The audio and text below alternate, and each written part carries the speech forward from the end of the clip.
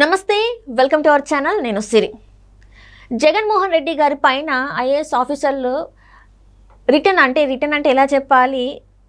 మళ్ళీ తనకి రివర్స్ అవుతున్నట్టుగా మనకి వార్తలు వస్తున్నాయి చంద్రబాబు నాయుడు గారితో కూడా సీక్రెట్ మంతనాలు జరుపుతున్నట్టు కూడా మనకి వార్తలు వస్తున్నాయి సో ఇందులో ఎంతవరకు వాస్తవం ఉంది సో ఈ కథని మనకి క్లుప్తంగా వివరించడానికి మనతో పాటు ఉన్నారు ప్రముఖ రాజకీయ విశ్లేషకులు కృష్ణకుమారి గారు నమస్కారం నమస్తే మేడం ఇప్పుడు చూస్తుంటే ఏపీలో ఉన్న ఐఏఎస్ ఆఫీసర్స్ జగన్మోహన్ రెడ్డి గారికి రివర్స్ అవుతున్నారు అని చెప్పేసి వార్తలు వస్తున్నాయి అండ్ బాబు గారితో కూడా సీక్రెట్ మంతనాలు చేస్తున్నట్టు కూడా మనకు వార్తలు వస్తున్నాయి సో ఇందులో నిజంగానే వాస్తవం ఉన్నట్ట లేనట్టు అసలు వాస్తవం ఉందండి దీంట్లో కారణం ఏంటి అంటే వాళ్ళ నాన్న అధికారంలో ఉన్న సందర్భంలోనే చాలామంది ఐఏఎస్ ఆఫీసర్లని భయపెట్టో వాళ్ళకి కొంత వాటా ఇచ్చో ఏదో ఒకటి చేసి వాళ్ళతోటి ఎక్కడంటే అక్కడ సంతకాలు పెట్టించుకుని ఆయన పబ్బం గడుపుకున్న చరిత్ర ఉంది జగన్మోహన్ రెడ్డికి అప్పుడు రాజశేఖర రెడ్డి గారు ఉన్నప్పుడు ఆ హయాంలో ఇప్పుడు శ్రీలక్ష్మి లాంటి ఐఏఎస్ ఆఫీసరు జైలు పాలైంది అంటే ఈయన ఎక్కడ పెట్టమంటే అక్కడ సంతకం పెట్టాడు పైగా ఈ కథ అంతా వాళ్ళు ఆయన నడిపించాడు అంటారు ఆయన మురళీకృష్ణ అని చెప్పి ఆయన ఇంకొక ఐఆర్ఎస్ ఆఫీసరు ఆయనే నడిపించారు శ్రీలక్ష్మికి ఏం తెలియదు పాపం అని అంటారు ఏది ఏమైనా అక్కడ సంతకం ఎవరిది శ్రీలక్ష్మిది ఇప్పుడు అది అయిపోయింది శ్రీలక్ష్మి స్టోరీ అయిపోయింది ఆమె జైలుకి వెళ్ళింది జైలు నుంచి వచ్చిన తర్వాత కూడా ఆంధ్రాలోనే నేను చేస్తాను అని చెప్పి ఆంధ్రా కేడర్కి మార్చమని అప్లికేషన్ పెట్టుకుని మరీ ఆమె ఆంధ్రా కేడర్కి వెళ్ళింది అంటే జగన్మోహన్ రెడ్డి తోటి ఆ మాదిరి సంబంధ బాంధవ్యాలు ఉన్నాయన్నమాట ఆవిడకి వ్యాపార లావాదేవీలు ఈ సంతకాల లావాదేవీలు అన్నీ ఉన్నాయి సరే ఇప్పుడు ఈ గత 5 ఏళ్ల కాలంలో కూడా ఐఏఎస్ ఆఫీసర్లని ఏ విధంగా రిటైర్డ్ ఐఏఎస్ ఆఫీసర్ని ఎలా వాడుకున్నాడు ప్రస్తుతం ఉన్న ఐఏఎస్ ఆఫీసర్ని ఎలా వాడుకున్నాడు అనేది చాలా చాలా సందర్భాలు ఇప్పుడు కల్లం అజయ్ రెడ్డి ఉన్నాడు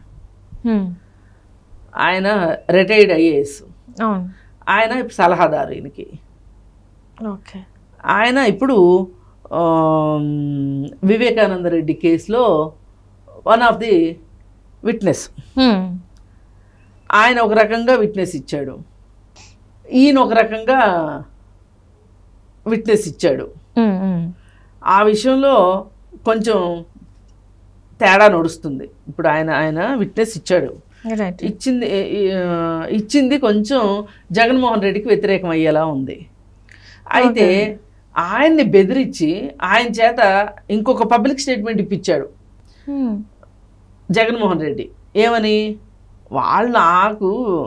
నన్ను విచారించడానికి వాంగ్మూలం కోసం రాలేదు ఏదో బాతాకానీ కోసం వచ్చారు అని చెప్పాడు ఒక సిబిఐ ఆఫీసర్లు ఒక కేసు ఇన్వెస్టిగేషన్ చేసేటప్పుడు నీ దగ్గరికి బాతాకానీకి వస్తారా నువ్వు ఇచ్చిన స్టేట్మెంట్ని మార్చుకుంటావా ఒక ఐఏఎస్ ఆఫీసర్వేనా అసలు ఇన్ని సంవత్సరాలు పనిచేసిన ఐఏఎస్ ఆఫీసర్వేనా అంటే దీని అర్థం ఏంటి అంటే వాళ్ళు ఎంత తెలివితేటలన్నా ఉండనివ్వండి వాళ్ళెంత గడుగ్గాయలన్నా కానివ్వండి వాళ్ళని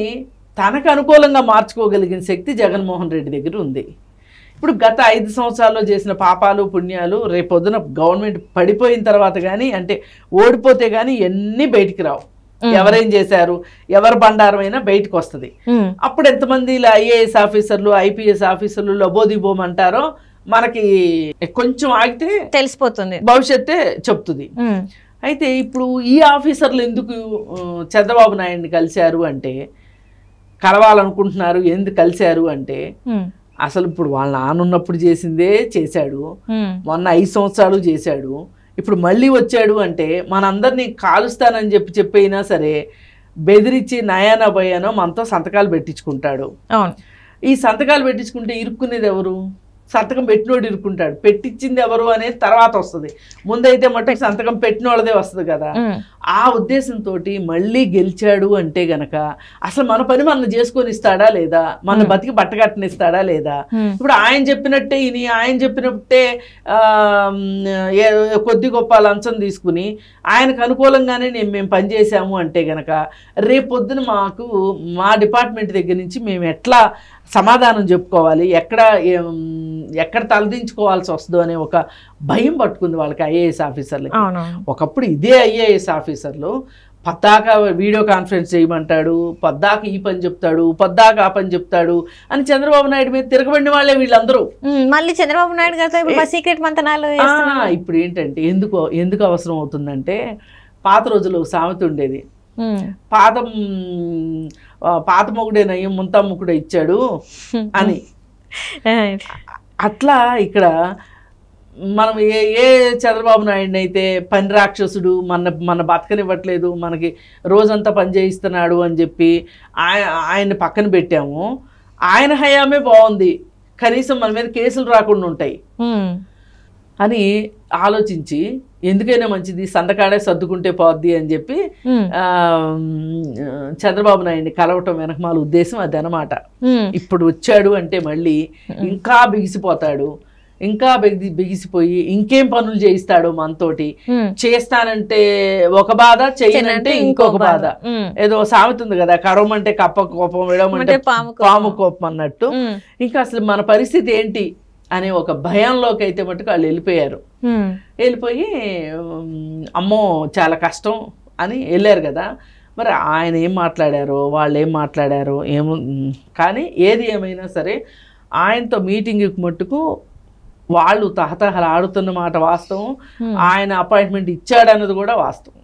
అయితే ఇక్కడ చూస్తున్నట్టయితే మేడం, ఇన్ని రోజులు ఈ 5 సంవత్సరాలు నోరు తెరవని ఇంతమంది ఐఏఎస్ ఆఫీసర్లు ఇప్పుడు సడన్గా తెరిచి ఇప్పుడు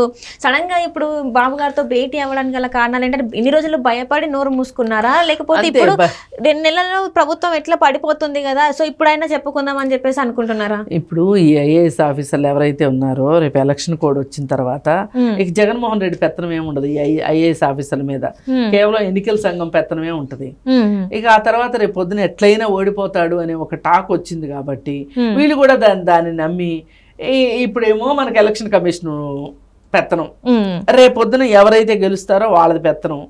ఖచ్చితంగా ఉన్నది ఇద్దరే ప్రత్యర్థులు కాబట్టి చంద్రబాబు నాయుడే గెలుస్తాడు, ఏదైనా ఉన్నంతలో చంద్రబాబు నాయుడే నయ్యం అనే ఒక అవగాహనకైతే వాళ్ళకి బాగా అసలు కళ్ళు బాగా తెరుచుకున్నాయి అని అర్థమవుతుంది. దీన్ని బట్టి ఏదైనా ఇది మంచి పరిణామమే. వాళ్ళంటే వ్యవస్థలను చేతిలోకి తీసుకొని వాళ్ళ ఖజానాలు నింపుకోవాలని చూస్తారు తప్పితే ప్రజల కోసం ఏమి,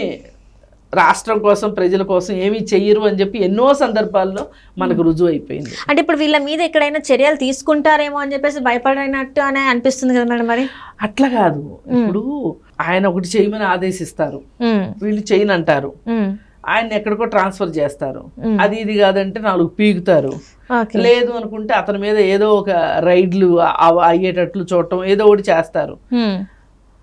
అవన్నీ ఎందుకు భరించాలి మేము అని ఇన్ని రోజుల నుంచి ప్రాణం ఒగ్గబట్టుకుని ఉన్నారు. ఇప్పుడు రేపు ఎలక్షన్లు వచ్చేస్తున్నాయి కాబట్టి, డేటు అవన్నీ కూడా వచ్చేసినాయి కాబట్టి ఇక జగన్మోహన్ రెడ్డి పెత్తనం ఏమీ ఉండదు, మమ్మల్ని ఏం చేస్తాడులే అని ఒక ధైర్యం ధీమా వచ్చి ఉండాలి.